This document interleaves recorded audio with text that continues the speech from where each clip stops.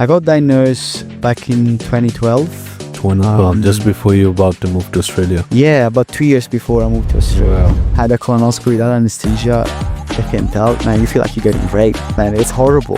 Just get this, it's just horrible. I remember waking up around 4 a.m. and I remember checking the time and I was like, what's happening? With pain in my stomach, like, Yes. and on all the area of the lower belly. And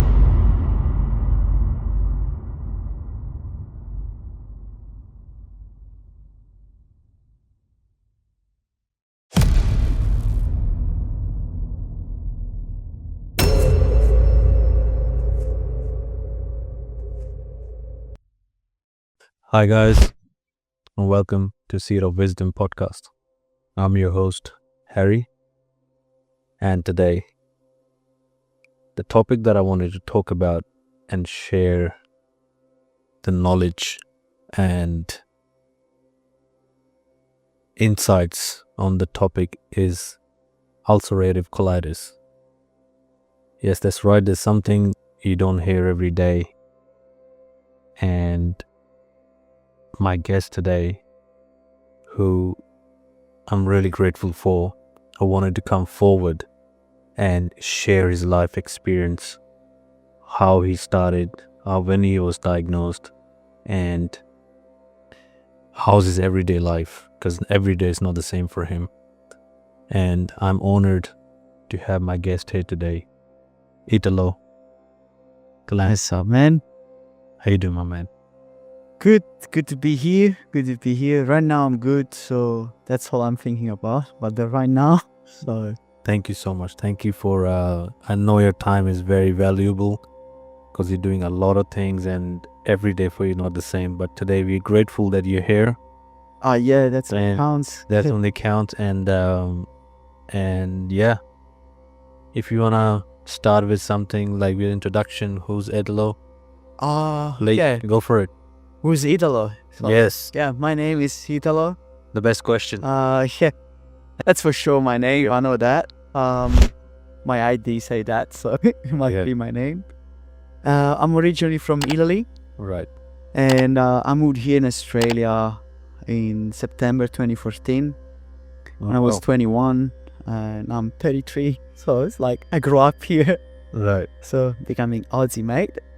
Yeah. But yeah, so that's in a nutshell. Who am I? I'm just a regular guy from Italy that decided to move into a different country with passions and dreams, but unfortunately with a little handicap, if you can call it that way, which is ulcerative colitis, which has been a curse and a blessing in disguise, I would say sometimes. Yeah, we're gonna talk about that, and I have some stuff on my phone that I would like. I've got my iPad at home today, so I have this on my phone. So just little things that came to my mind, which I wanted to talk to you about. I want to ask you, how, because I have no knowledge about it. Like I know it's something related to your gut, right? And that's the main thing in a human body, right? Oh yeah. Gut is a second brain, right? Yeah, And, that's true. Yeah. So yeah, let's dive deep in it. Yeah. Straight up. So for the listeners who don't really know ulcerative colitis, what is it? So to try to make it simple, Yeah. ulcerative colitis is considered an autoimmune disease. There is some claims saying that is genetic. Right. With time, I believe that's genes. They don't really make you sick, but let's say it's genetic. So you have certain genes of this disease, and when they activated, the disease wakes up, and basically what happens, certain ulcers and sores that start to create in your large intestine or so-called colon, and those ulcers start to bleed, and so you start having urgencies. You have to constantly go in the toilet, absorbing nutrients get very hard. And also eating pretty much anything hurts you, and so it's very hard to eat, keep a healthy weight, going through a normal life, because you can go up to 15-20 times in the toilet, more or less, and many times you lose blood. So basically the easiest way I can describe, every time you go to toilet you lose a little bit of life. So it's very hard to keep going through the day. And so that's basically it. Just you go a lot in the toilet, you lose a lot of blood, you got pain, you lose weight, and indirectly affects also your head. Yes. In a nutshell, that's what ulcerative colitis is. And how long you have this for? I got diagnosed back in 2012. 2012, just before you're about to move to Australia. Yeah, about 2 years before I moved to Australia. Wow. And the way that I found out, it was, so a little bit of background. In the same year in 2012, a little bit earlier that I got diagnosed, I broke my knee dancing, and I had the surgery. So I did my ACL and meniscus. So I stayed at home doing pretty much nothing during the summer that time. And when I was doing my physiotherapy to recover from the injury, I was also starting to realize that I had ulcerative colitis. But the diagnosis came from a situation where I went out like a normal 19 years old kid or young adult. Yes. And at that time I was with this girl, and we went to eat to the uncle place, and after we went out drinking. Yeah, we exaggerate a bit, I guess, but nothing that a normal body couldn't handle, Like we just got drunk. Especially for a 19-year-old. Yeah, we just got drunk, like I also did it in the past. I was not a heavy drinker, drinking every day, but on occasion when I was going out, I was getting a little bit loose with drinks, and just had a good night. And I remember having... I think it was a shot or a cocktail, and I started to feel my belly very weird, and I was like, okay, I may have drunk too much, maybe I had to go to the toilet, let's go home, let's call it a night.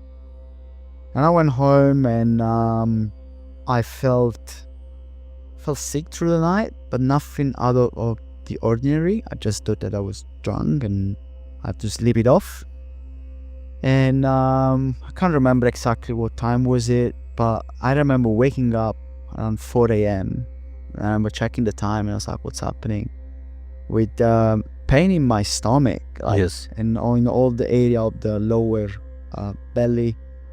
And I remember going to the toilet, sitting on the toilet, and be like, okay, it would be diarrhea. And I start to feel like this burning sensation, and I start to smell this like metallic weird smell that it was not like when you go to toilet, you got diarrhea. It was like a weird smell. Something was off. And I looked in the toilet bowl, and I saw blood, a lot of blood. And man, I was like, fuck, I'm dying. What's happening? I got so scared. And I was feeling also nauseous. So I don't know if the nausea was seeing the blood and getting scared, or I was because I was so drunk and I was sick. But I remember I started vomiting. And at the same time I was bleeding out of my butthole, and I was like I'm dying. I'm like, and I remember just like letting all go, and I passed out. I passed out on the toilet floor, not for long, maybe, I don't know, a few minutes or something. Then I woke up, took a shower, cleaned up myself, felt very weird, very scared, went straight to Google and check what would be was the middle of the night, so I didn't feel to wake up my parents yet. And the first thing you see is like, oh yeah, you got cancer, you're about to die. And I was not even knowing what I was Googling it. And at this stage, I was like, no, I need to tell to my parents. And I said to my parents in the morning, when they wake up, and they got worried. And 2 days later, I saw a gastroenterologist. We did a colonoscopy kind of straight away. And by the way, this is a story I have to tell, just little brackets. In Italy, I had 3 colonoscopy without anesthesia. And if ever someone had a colonoscopy without anesthesia, they can tell, man, you feel like you're getting raped, man. It's horrible. Just get this. It's just horrible. I can tell you maybe later a bit more, but yeah, I had this colonoscopy without anesthesia. And I remember just like the pain and just hoping that there was nothing too serious. And then the results came back, yeah, and then I had confirmed ulcerative colitis. It's like, right. And I just sit down with the doctor, and he just sit down with me, and he was like, Italo, this is your new reality. You have a lifelong condition. There's certain things that you can't eat anymore. You need to take medication for the rest of your life. Your life expectancy is not supposed to change. You're not gonna die earlier, but complication can happen. You can develop cancer. So it basically, like, in my 19 years old mind, he told me, you're gonna be sick forever. You can die. Yeah, that's it. Your life is done. That's the way I perceive it in the moment. So it was, yeah. So that's a messed up situation to be for a 19-year-old who's like, life changed within a one night, right? What was going in your mind that time? What were you thinking? Like, what kind of thoughts started coming to you? Definitely was fear. Yeah. Especially for the unknown. And when I was 19, I think a lot of 19 years old, they are very, they feel like I'm, untouchable, impossible to beat. You can't be destroyed by anything. You are full of life. And that's the way I've been all my life. Very positive person, very outgoing, very like, I'm ready to face any situation. Italians are, they love life and family. And you always had this fine, exactly time, Italian attitude. Yeah, I'm able to do everything. Yeah, nothing happened. Yeah, nothing happened. Don't think about it. Yeah. But when this happened, my full reality changed, and also my head started to change. But something that I can really remember, it was not when I firstly got diagnosed, but when I went for a second opinion close to Milan, to a clinic where my mom looked for a doctor that apparently was one of the best for this condition. And because the doctor were in the hospital in my town, told me that all those negative things, and in my mind, I may die, I may happen this. I was like, okay, yeah, let's go. And I was so motivated and positive that I could have good outcome from this second opinion, that I put a lot of strength inside me. And I remember that my mom, on the other hand, was very sad, very probably weak mentally. I don't know, like but as a mother. She was like, damn, I'm supposed to be strong for my son, but I don't feel strong. And I could see it in her. But what happened is that once we arrived to this doctor, I still remember when I entered in the hospital, it was like this dark hall, this very like very flat studio of the doctor. It was like, this room was very dark. It was like, I think everything was a bit in blue.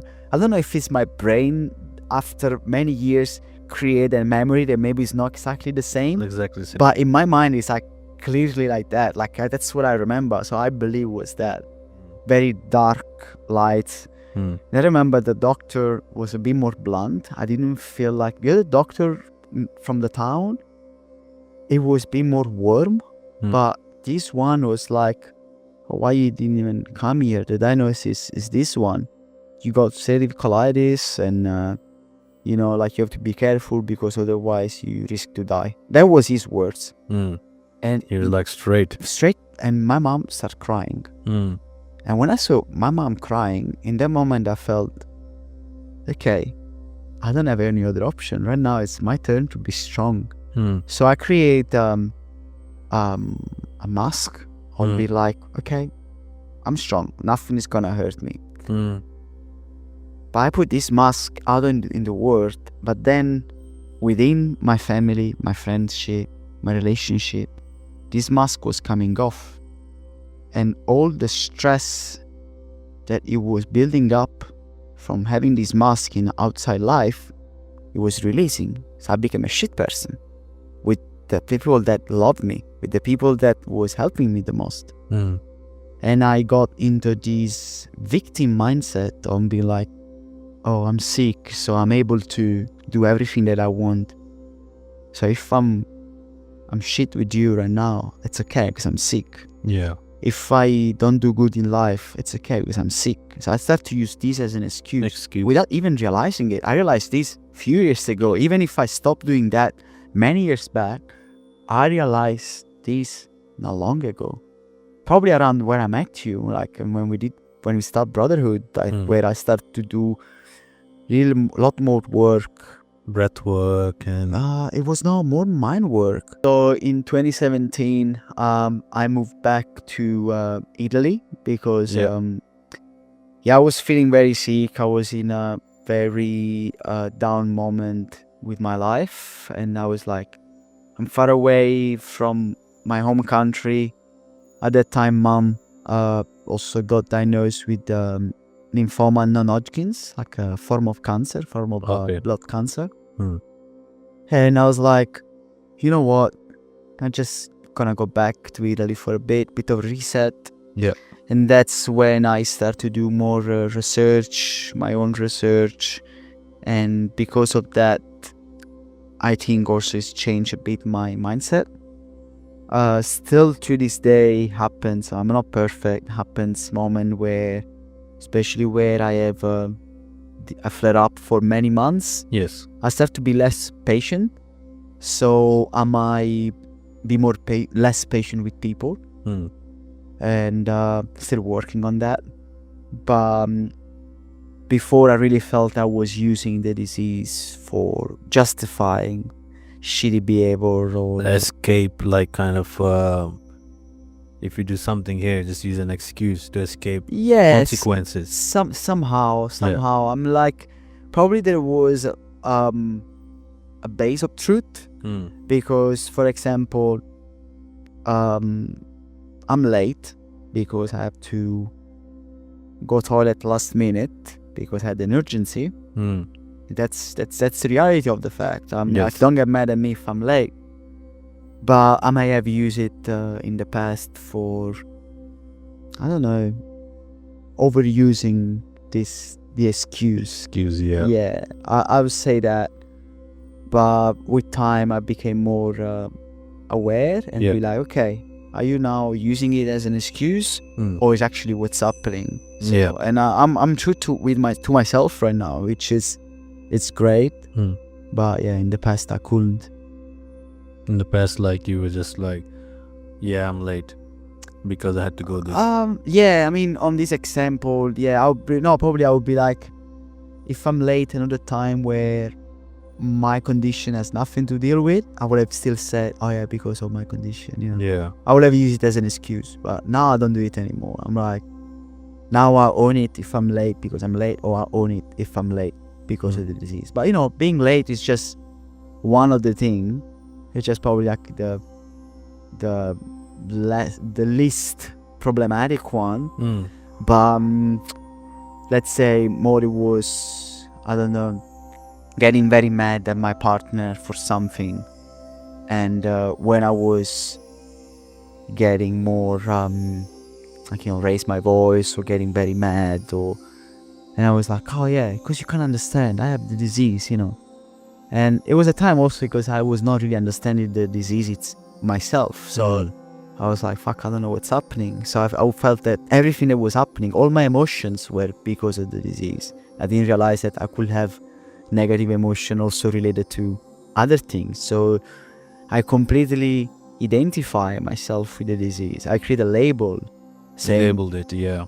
you are the disease, when I'm not. It's just part of me, but I'm not the disease. I'm not what the disease brings me. And so yeah. Well, that was about how you came to know and what struggles you had before. I wanted to ask you about your daily life. Like, what challenges do you have? Because I know this morning when we were talking in the car, like, you were like, oh, I'm feeling low, but thank you that you're everything just gone up again. But I don't know if you're feeling the same now or later. So what does your everyday looks like? Is because I know every day will be different for you, right? So my everyday life can be very different. Yeah.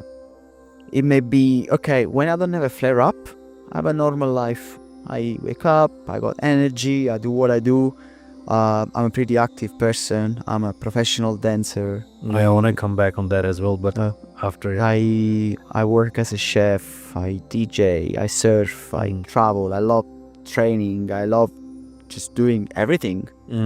So I have a pretty active life usually. But then when I have a flare up, it's like starts from the day before, from the night, my day. Yeah. Because the pattern that I found out, I delay the time I go to sleep because I'm scared of the next day. Most of the time. I'm like, please God, universe, give me the strength tomorrow to face the day. And hopefully it's not gonna be as bad as today, if I had a bad day. So usually my day starts from the night before, trying to talk to myself to go to sleep, it's gonna be fine, tomorrow is gonna be another day. And then it depends when I wake up.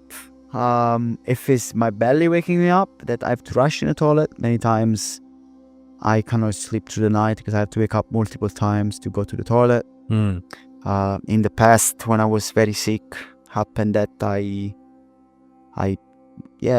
bleed in my sleep, and I just soiled my pants and I found blood. And unfortunately, this didn't happen often in the past 8 months when I had this latest flare up. Actually didn't happen at all in just 8 months. But in the past happened, and it was very bad to the point that I felt like I don't want the day to start, you know. Or I can wake up in the morning and, you know, like you go to the toilet and you see blood first thing. And if I have like a normal bowel movement, like I call it the good shit. I'm like, I had a good shit. My day is gonna be great. I don't feel affected at all. But then if it's like loose and it's blood, it's mucus, I have pain, then it's when I'm like, okay, I really need to motivate myself and really like change my mindset and use a lot of my mind to be able to go through my day. Yeah. And there is times where I can do it easier and times where I can't. And my mornings are very slow. Sometimes I can go out of the house, start to do my cleaning around the house a bit, having like a warm tea, eating something, you know, having some breath work or meditation. This is on a perfect day, you know. I'm not doing this every day. I wish I had the mental strength of doing this every day. I don't want to portray a fake character here. But there are some days where I feel so shit. So I wake up, I look at my bowl of weed and I'm like, fuck it, I'm just gonna smoke a J. I'm like, can't deal with this shit right now. And at times I judge myself for doing that, but I learn also how to be more forgiving and be like, okay, just try to don't make it a habit. Today you did it, don't be mad at yourself. Have more compassion towards more compassion, which I think I need a lot towards myself, because I think it's like even even I sometimes, as I was talking to you other day on coffee, even I start questioning myself, like, what the hell, like, and you try to sabotage a lot of things. That's self-sabotage, and that's normal. Like, even the perfect gurus out there, they also have these thoughts sometimes. And yeah, like, I'm learning how to have more compassion towards myself, because I'm only human. And I will make mistakes every day, and I will learn from it. If I'm not learning, means I'm not growing, And like, especially with this podcast, I'm learning a lot about myself, about listening, how to listen to the guest rather than interrupting them, So it's a process. And you have been with, I would call you a friend, with this friend for since 2014, right? So it's a long-term friendship that is a hate and love. The days that you wake up with the blood and stuff, it's a hate friendship. But when the day you have a good stool, good shit, as we said, it's a good friend. Yeah, I mean, the thing is, you need to learn how to live with it. And the challenge in the everyday life is like knowing that when the condition affects your life, it's your normality. Your normality is not like, my normality is not the same as yours or anyone else. Even people with the same condition, it may have a different day and life than me. I'm like, we not all go through the same thing. And but also because because my background as a dancer, I do a lot of competition. I'm very competitive as a person. I want to feel always on top of my game. Because of the condition, many times I had to slow down with my dancing. I felt always the underdog that I had to chase harder than others, which I don't know if it was reality or it was just a perception, but that's how I perceived it. That's how I felt it, and still feeling it right now. Like, my everyday life gets a lot affected by how many bowel movements I have and how many times I see blood. But also, I got to a stage where the more I have a flare up, the more weight I lose, the more vitality I lose. So yeah, it just feels like a pure struggle, to be honest, every day, where I have to constantly be strong. With your flare-ups, have you thought about, or do you write like, what did I eat yesterday that could affect this flare-up? Does it happen? Yeah, I used to journal a lot. To the point that now pretty much it's easier in my head to know what I ate and what not. But I definitely should start writing again, because lately, strangely enough, things that used to be fine for me to eat, they are not fine anymore. And things that are supposedly make me sick, one day make me sick, one day not. Easiest example, it's coffee. I'm having a ginger tea right now because I want to avoid coffee, because I started a new protocol that I created based on knowledge and my experience. A bit of ChatGPT. Like we all do it, but that's why I'm like, okay, let's try to not have coffee for a while. But I had a time that I completely cut off coffee, and it was at the same time that I cut alcohol as well for a very long time. And I remember stopping coffee when I started having the flare up this time since January again. And then I don't know, I started having coffees again, and it was not really affecting me much. So I was like, why is it not affecting me? And I tried to don't have it, and then some days I was fine, some days I was not being fine, sick. And then I had the coffee, and then one day I was fine and one day not. I'm like, is it really coffee or not? I don't know. And same way that there's other foods too. I'm like, you're still testing every time. Bro, I'm still testing, and I tried so many things, man. I changed so many diets. I had 3 different coach. Myself, I did like a health coaching and nutrition course to try to learn more. I deeply did research about nutrition and stuff, to the point now like I don't really do much research anymore, and I think I got too full and fed up with this stuff. I'm like, just want to someone that knows what he's doing for real, that really helped people with this, and the story of success, not of just 2-3 months and then they got sick again. Someone that, okay, that's exactly what to do to heal. That's gonna work.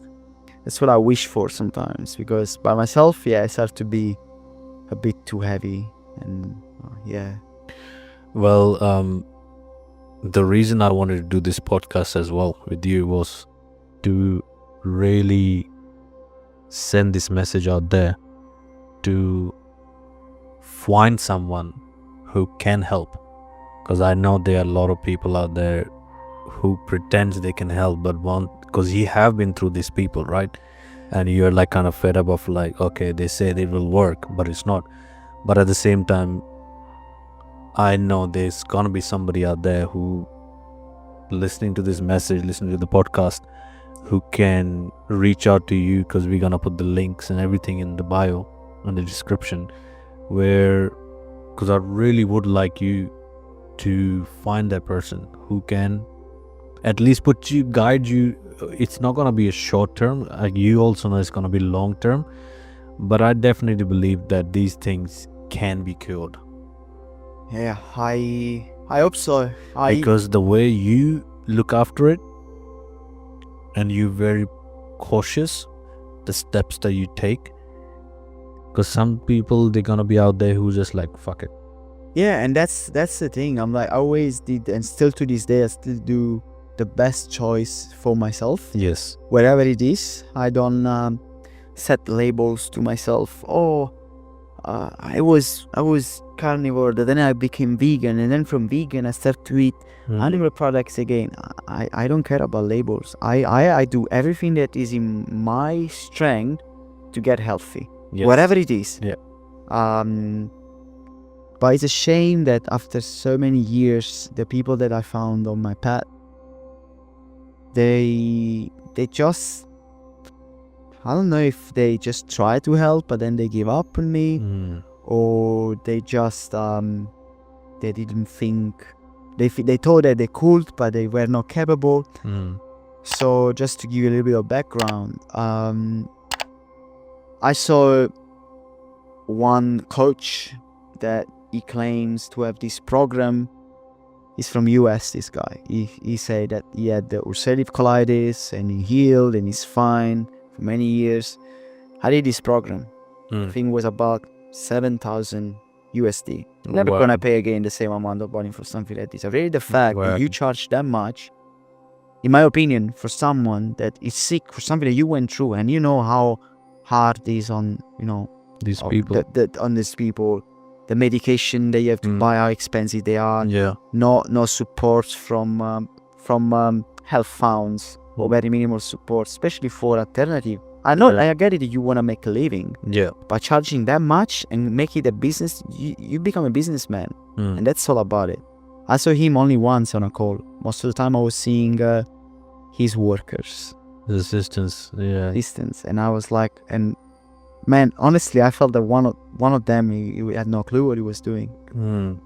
And it's had to give me a bunch of medication, of supplements to take, and I follow religiously what he was saying. Protocol, of course, you want to get better. Of course, you want to do it. You spend that much money, you better follow. You want to trust.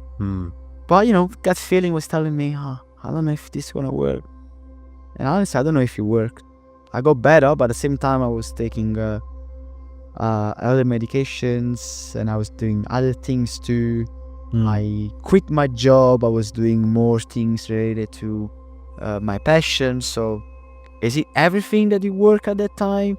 It was just that didn't work at all? I don't know. But I got sick again, so it was not it was a band-aid. Yeah, it was a band-aid as well. And it's not that like I went on a crazy life after that.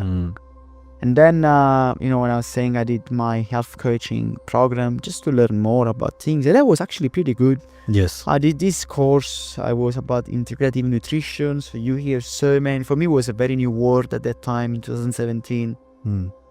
Because from 2012 when I got diagnosed until like 2017, the only thing I did, I was just Googling some stuff and trying some fat diet and mostly following the doctors. So just like, doctors don't matter than me. No, it's bad. So I'm going to follow what they say. Yep. So I did this health coaching course, and I was like, oh, maybe through this I can also help others. So when I moved back to Australia, I was trying to get more information and more information and more information. I tried also things that are a bit questionable, but I'll tell you after about that. But then when I did another course, it was more related to how to make a business with health coaching. I realized how much distrust now I have towards health and life coaches. Not because I don't believe they cannot help people, but because now it became a trend. It's nice to say I'm a health and lifestyle coach. It's so cool. It sounds great. Sounds better than say I'm a chef. I work for Commonwealth Bank or whatever. You know, like it sounds cooler for this age. I get it. But then you realize how when it becomes a business, you somehow forget about the human side. Yeah. And you want to scale your business, getting clients that they can pay monetize it. Yeah. And that, which I say it's fair, but I think we should cut a line there where it's fair, or you just want to try to make more money on me. So I did this course with this guy, about how to improve your business of coaching. This guy called himself the coach of the coaches. And the way that he was set up, it was like creating scripts on how to talk with people in order to sell your products.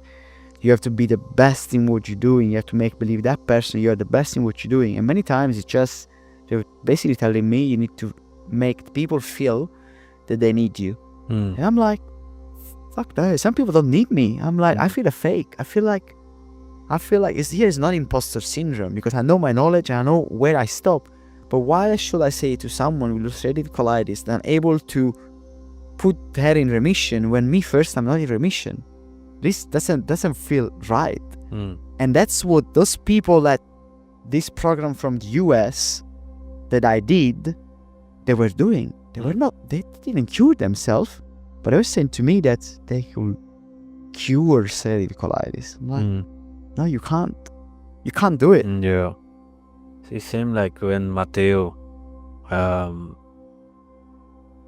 was talking to me about, because he was doing like gift economy, you know, he was saying that he wants people to come to him if they have a problem, and he doesn't want the money to be the issue, because sometimes that's the problem, like people step away, oh, I can't afford it. But then again, like he also needs to support himself, you know. So now what he started with, he was telling me in the podcast that we did last time, every month he has like 2 or 3 spots where he give it away to people who he thinks they really need it, and at the moment if they can't afford it or his fee or anything, so he give it away.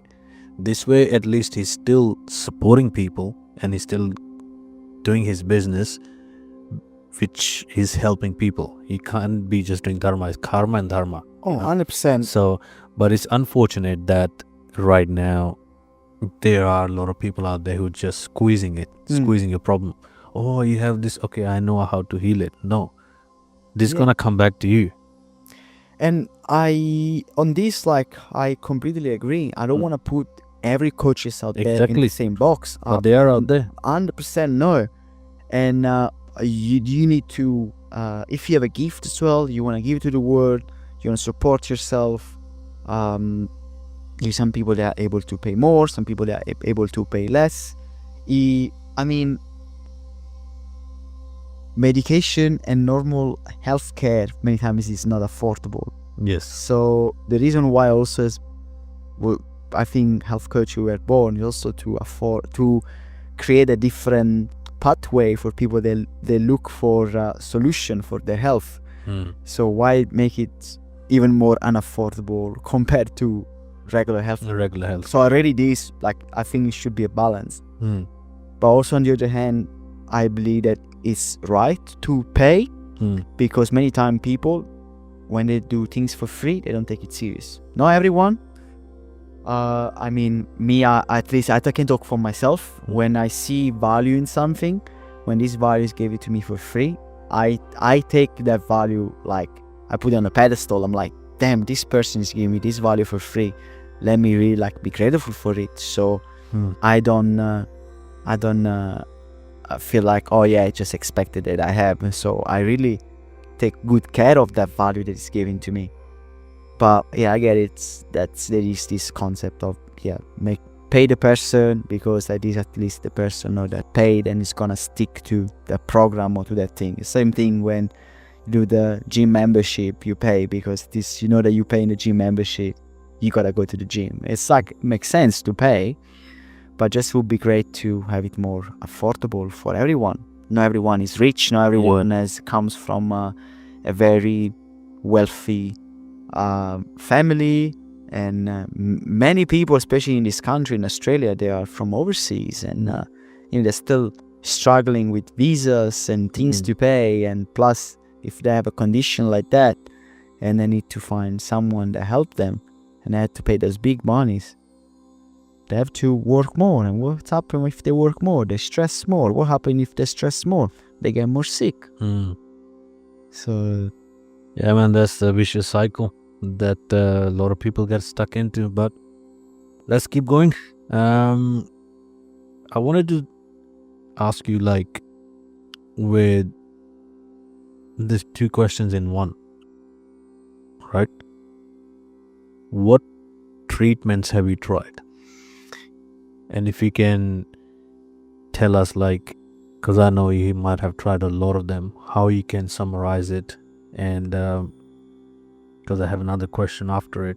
100% I can summarize that. So the first treatment that I tried, it was the regular doctor's treatments. Like, that was in Italy, right? It was in Italy. So the first thing that they did, they put me on betamethasone and prednisolone, which are steroids. Yes. And then after they put me on mesalazine, which is an anti-inflammatory, which I still take to this day. And then after a year and a half, 2 years, I was keep having flare-ups too often. So at that time, my gastroenterologist in Italy, it was right before I left for Australia, they put me on azathioprine, which is an immunosuppressant drug. And that's when I started to see most side effects. I mean, the steroids, the side effects were given to me. I got puffy, I was getting some trouble sleeping, a bit of a rush, but kind of manageable and expected. But this one gave me side effects that I was not really expecting. I remember at that time my sex drive went down a lot with immunosuppressive drugs, which for a 19 years old, it's very weird. I was like, what's wrong with me? You know? I felt straight away was something wrong with me. Yeah. And it's also like, just your brackets, it's also like when you have a flare up, I found out that your sex drive goes down a lot. And it's just because you're so focused on the healing, and maybe you lose a lot of blood and vitality that you don't think about sex at all. But then after that, it was a long time on and off with medications. You know, the cycle of anti-inflammatory steroids, anti-inflammatory steroids, enemas for steroids, enemas for anti-inflammatory, pills. And then when things were keep going worse, doctors, they wanted to prescribe me TNF blockers or biologic and other immunosuppressive drugs that were stronger. But look, azathioprine at that time already gave me bad side effects. Like, I had those bad herpes on my back. Like, my immune system was super weak. So I was like, I'm not gonna get something even stronger that usually people with cancer or organ transplant take. So I'm not gonna put this in my body. And now to this day, still doctors want to give it to me, those medication. I'm like, no way. I want to avoid until, like, if I'm about to die, I will try that. That's messed up. But I don't want to get that. And then I went through more natural approach. So to summarize, I tried different diet. I tried the paleo diet, the specific carbohydrate diet. I tried going vegetarian, I tried to go vegan, and then I went to whole food plant-based, which is completely different too from vegetarian and vegan. Then I slowly lately started to introduce back certain animal protein into my diet, because going on a whole food plant-based diet really changed my life in a positive, which I still believe was a huge positive impact. But now again, it changed, and I have no idea. Maybe your body is used to it now. To do it, and then there was this treatment that I said from this guy from the US. It was called Shield Program. And then lately, I did also like little things every now and then. Kinesiology. I tried with some shaman and like be more like I would say. It's more for the open-minded, and I'm open-minded still. I try everything and see if it works. And then just lately I saw a doctor here on the Gold Coast hinterland, and I did this thing. I don't remember exactly the name. Bioresonance. So you get attached to this machine, and basically this machine, I try to summarize as much as I can. It rewires the energy in your body, and whatever makes you sick doesn't make you sick anymore. Like, let's say this in a nutshell. And plus some supplements it was given to me, and last time I went, it shot me with a syringe on my belly. Honestly, I was really like clueless what it's doing, but I trusted because I trusted a friend that recommended me this doctor. Expensive as, like I spent like $2,000 or something for just a few sessions with him, and I stopped going because it didn't go any better, and I just felt I was wasting my time and money. And this doctor at one point started to try things with me very blindly. I was like, oh yeah, let's try this, oh let's try that, let's try this. I'm like, okay, that's it, I'm done with this guy too. So yeah, now I'm just trying again, doing it by myself. Well, hopefully we get someone. Or maybe, someone is listening and wants to help me out. I know what he's doing. But please, if it's one of those coaches, buy my $999. No. Like, please don't contact me. If we have someone out there who is specialized in ulcerative colitis, please reach out to me or Italo. And there are going to be a lot of people who need help. But if we're just in here to make money and just trying and testing new things, he's already been through that, but he's open. He's open for new treatments, which will help, because nobody likes to wake up with uncertainty like what's going to happen today. All right, let's jump on to the fun part. Okay, let's talk about your breakdancing. Right, yeah. I don't know, I say it's totally 360 degrees around, like, if you have this like where you don't know how you're gonna feel, but you competing in competitions overseas and breakdancing, then how does that work? Okay, I make it work somehow. So I never stopped training, even when I was very sick, unless I was bedridden and I couldn't go training. I had this in the last 8 months. I had ups and downs. And while I was on the flare up, I went competing overseas in Vietnam. That's great. And with my team, we made top 32 international competition, over 150 teams. And I was pretty happy. I was like, fuck, man, that's results. I couldn't do exactly what I wanted that I planned from the previous year. I would like to have different results. But I gave my 100%. I was pretty happy. I always competed with when I was sick. I remember this competition that I won with my mate back in Sydney. I was literally every round, so we made top 8, and then before top 4, I was going to the toilet, bleed, and fact, just be strong, just fight back, just be strong. You're stronger than that. go out, compete, win the next round, go back to the toilet, bleed the game, and you just do this. Training session back in Sydney where I was just going, and every couple of rounds, going to the toilet, lose some blood, go out training. And I keep doing this, man. At days now, like, I don't train as much as I would love to. Yes. But I never really stopped. I stopped breaking for a while, but it was not related for the disease. It was really more because I take a break after COVID. I got more into surfing, but I never stopped because of the disease. It's never been a factor that made me stop.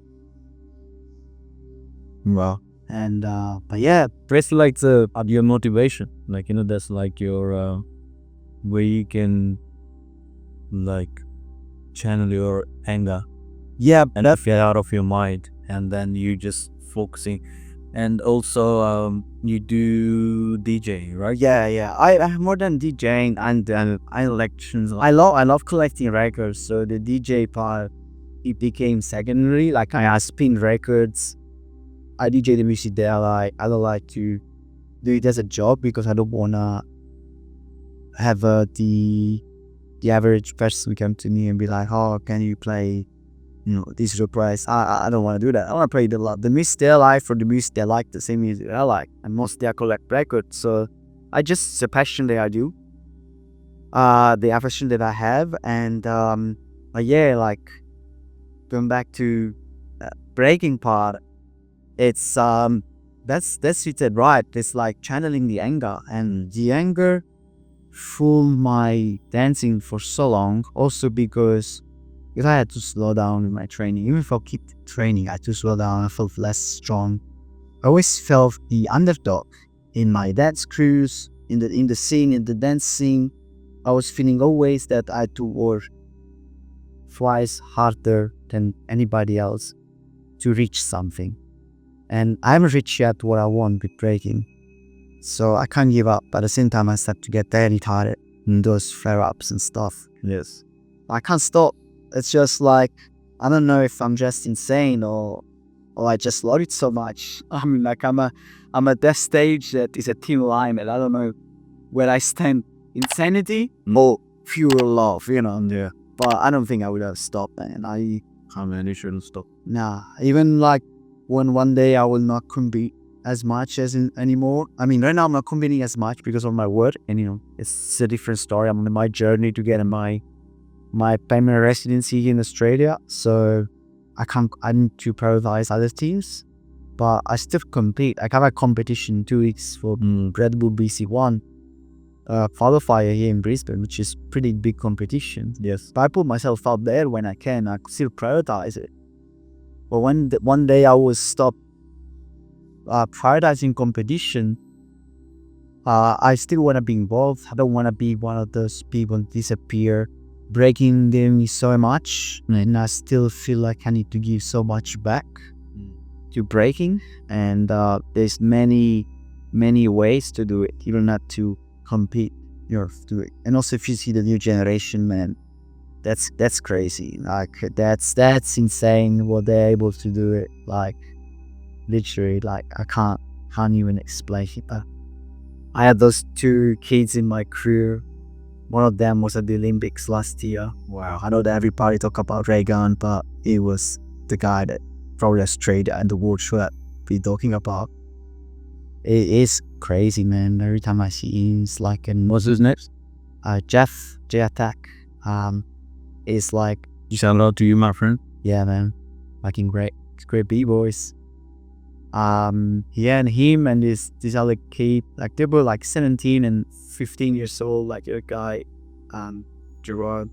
Every time I see him at training, like, just 1 week different, they got new moves. You just don't know, man, are you training at night or what's happening? Like, then they get it so good. And then if you see overseas, you see like China, Russia, Europe, all those new kids coming up. Yeah. They're just routines that, when I started, I couldn't really imagine they were possible, Yeah. It's becoming like very, very, way more athletic and harder. That's good. So yeah, it's Right. So we kind of coming close to the end of the episode. I wanted to ask you a couple more things. Any advice for the people suffering from colitis? So Short, quick. don't give up. Don't give up, and be kind to yourself. Let's clemente. Accept it. Accept it, and it's hard to say accept it. Just because it's if you see someone accept it, it doesn't work. But there is a process. But it's more about learn how to accept it, being kind to yourself. Give yourself time to accept it. Don't think that you have to accept it. Take time to accept it. And also channel that anger elsewhere. Towards something positive. Yeah, that like it takes you out of that. Oh yeah, you should need it. Whatever it is the outlet. At least do something creative. Do something that, whatever it can be. Just do something positive. That's for the anger. So do you have any support groups or anything that you follow, or you think people can go to any links? Or would you like people to reach out to you and have a chat? If anyone has same condition and want to reach out, I'm always open for conversation. Yeah, I'll charge any fees. Just I'm there just fully because I know what does it mean going through this, and yeah, I'm happy to share it and talk with people. So feel free to reach me. There is support groups out there, but I always felt that's the conversation they always gravitate around being negative. So I'm me personally, I never felt benefit, but also have good friends. Understand really what are your good friends, because lately what really helped me is the people around me that they are not just you sick, whatever, but they are really there for you in any way. So it's very, and I'm very lucky because I have a lot of acquaintances and a lot of people. I have a very few friends, and those few friends that I have is probably the reason why I want to stay in Australia. Say the surf, the beautiful life at one point stops, but the good people that I have here is what want me makes to stay here. So yeah, encourage to anyone to find good friends, because that's all we need. That's true. And the last message and your future goals, and what's the message for the people, for the listeners? What kind of message? Sorry, like what do you mean? Any message for the listeners? But before the message, what are your future goals? The future goals? So my future goal is definitely I want to heal from this condition. That's my main thing. Yes. I want to still be one of the best breaker in the world. Yes. As much as I can. Yes. And when I get this citizenship, stay here in Australia, it's like I'm close now, but I'm getting there. That's my three main goals at the moment. That's amazing, bro. A message to the people: be kind to you and to others, and live the life that you want, because you only got one shot at this life. Yes. And that's you can't waste it. You said it, bro. It's life is very precious. Yeah. And we all have problems. Nobody's life is perfect, but be grateful and be happy that you wake up every day. Because there are people out there who don't know what's gonna happen for that next. And yeah, like I'm grateful for what I'm doing right now with you, so you can share stories to give some positive energy to people out there who's still trying to find a way in life. You are ahead of that. You have done so much in this 14 years or 12 years that there might be someone just got diagnosed and they watched this podcast or watched this. Hopefully you do watch it and you get a message from you, like, don't worry, you still sitting here, you don't know how you're feeling right now inside, but you're still brave, you know what I mean? And I really would like someone out there to come forward and reach out to Italo and see if you can help or guide him any way possible. And that's the message from my side as well to the listeners, to the world out there. Yeah, thank you. And thank you for your time today, man. And I know it's the only day off today for you, but I'm grateful that we did end up doing this today. And can't thank you. My pleasure. I'm happy to be here, and yeah, hope that you can find some bodies out of that. Yes. Yep. If someone wants to reach out, just do a chat. Happy to. I'll put your folder, your links in the bio. Yep. Yeah, it's my. It doesn't have to be about colitis. You can talk about breakdancing, about the records, DJing, Whatever it is. Like if you have a chat. We're not only talking about like something, oh my God, we're talking about positive too. Yeah. So how we gotta keep it that way. No, I understand. Like, yeah, if we can reach, I like to see myself as a very friendly friend guy. Yeah, Like a positive man. positive. Yeah, mentor, whatever. So say it's a viewer comment. Yeah, I'm a mentor, but I never felt it. I have a lot to learn to still in my. But yeah, I'm just happy to have a chat about everything. If you have share same questions or if you're someone that, as I said, has experience in helping people with ulcerative colitis, and wants to give it a go with me and see how to fix me, I'll be happy to help. I'm open to try anything basically that it works. Like I'm tired of just things that they may work but most likely not. Yeah. Yep. That's the message for today, guys. And if you like the content here, please subscribe the channel. It means world to me, and it's only a click for you guys, but it helps me to grow and do projects like that, bring more guests and bring value to you guys. So thank you for today. Thank you for tuning in. And Harry, Italo, thank you so much, and see you next time with another guest.